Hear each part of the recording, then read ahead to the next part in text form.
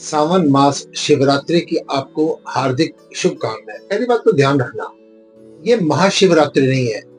महाशिवरात्रि जिसमें भगवान शंकर और पार्वती का विवाह हुआ था, और ये शिवरात्रि ये जब देवी देवताओं ने और राक्षसों ने समुद्र मंथन किया अमृत प्राप्ति के लिए, लेकिन मिला पहले विष। ये जीवन का सूत्र है।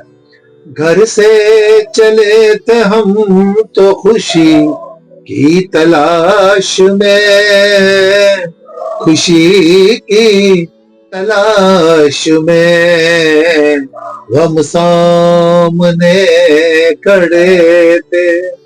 आदमी खुशियों के लिए काम करता है, लेकिन पहले संघर्ष करना पड़ता है, और संघर्ष के समय पर कोई हमारे साथ दिखाई नहीं देता। लेकिन कुछ लोग संघर्ष में, दुख के समय में, पीड़ा के समय में, टेंशन के समय में वो हमेशा आपके साथ खड़े दिखाई देते हैं। वही महादेव हैं।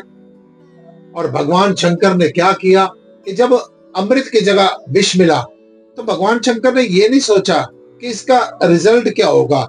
अगर मैं ये विष पी जाऊंगा तो अभी जो देवी देवता लोग विष को नहीं संभाल पा रहे, उसका इनको कोई समस्या का समाधान नजर नहीं आ रहा, तो ये बाद में क्या करेंगे।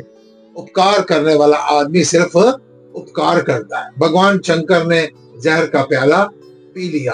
अब देवी देवता घबराए। ये संसार का नियम है कि जिस समय आदमी को हमारी हेल्प करता है और हम सोचते हैं इसके साथ कोई प्रॉब्लम ना हो जाए, इस समय इसका ध्यान दो। और सारे देवी देवता जब घबराए कि अब क्या होगा, उन्होंने गंगा जल ले लेके भगवान शंकर के मस्तक पर डाला, शीश पर डाला, क्योंकि वो जहर असर दिखा रहा था। ये देवी देवता तो विचार कर रहे हैं कि हमने जल डाला, लेकिन जल के साथ साथ उस विष का जो असर भगवान शंकर पर नहीं हुआ, उसका मूल कारण था राम राम राम राम राम राम।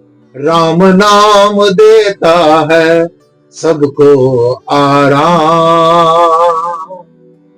राम का नाम, राम का चरित्र, राम की स्मृति, ये आपके जीवन की समस्याओं का समाधान करती है।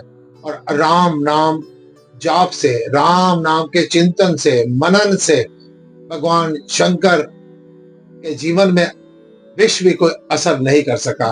ठीक इसी प्रकार से आप ज्ञान लीजिए, सेवा, सिमरन और सत्संग के मार्ग पर चलते हुए किसी के जीवन में कोई भी प्रॉब्लम देखो, उसकी हेल्प कीजिए, उसकी सहायता कीजिए, और देखना जो सहायता करने वाला होता है उसकी सहायता करना परमात्मा आता है। आप अगर किसी को गाली बकते हैं ना, वो आदमी आपको रिप्लाई में गाली बके ना बके, लेकिन उसी समय कोई गाली बकने के लिए बीज पड़ चुका होता है, कोई गाली बकने के लिए तैयार हो जाता है। आप किसी का शुभ काम करते हैं ना, तो आपका शुभ करने के लिए उसी समय पर बीज पड़ चुका होता है। भगवान शंकर राम नाम के सहारे विष का कोई असर नहीं हुआ। और फिर मैं आपको बताऊंगा महाशिवरात्रि पर आपने क्या करना है। शिवरात्रि पर आपने पंचामृत से भगवान शंकर को स्नान करवाना है। ये पंचामृत है दूध, दही, शहद, गंगा जल, घी, और साथ में होना चाहिए प्रभु मेरे काम, क्रोध, लोभ, मोह, अहंकार सबका हरण कर लो। तेरे को हर हर महादेव कहते हैं। देखो, आप अगर एक पंचामृत को चढ़ाते हुए, इसको अर्पित करते हुए मन में कोई भी भौतिक पदार्थों की इच्छा रखेंगे ना, वो पदार्थ तो आपको मिल जाएंगे, लेकिन याद रखना इतने पदार्थ आपको मिल गए, शांति नहीं मिली। लेकिन जब आपके मन में होगा ना, प्रभु मैं काम, क्रोध, लोभ, अहंकार रूपी ये पांचों अपने विकार तेरे को चढ़ा रहा हूं, भगवान कहते हैं बुराइयां मेरे को दे दो।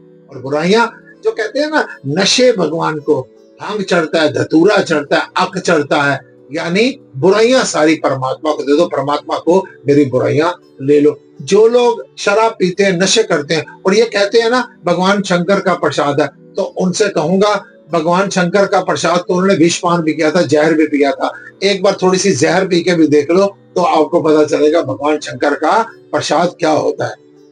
आप दूध चढ़ाइए, और फिर कहूंगा इस दिन जितना दूध चढ़ाएं उससे दुगना, तिगुना, 5 गुना अगर आप दूध की खीर बनाकर आप गरीबों में बांटते हो, जरूरतमंदों में बांटते हो, प्रसाद बांटते हो, तो उसका रिजल्ट आपको हाथों हाथ नजर आएगा।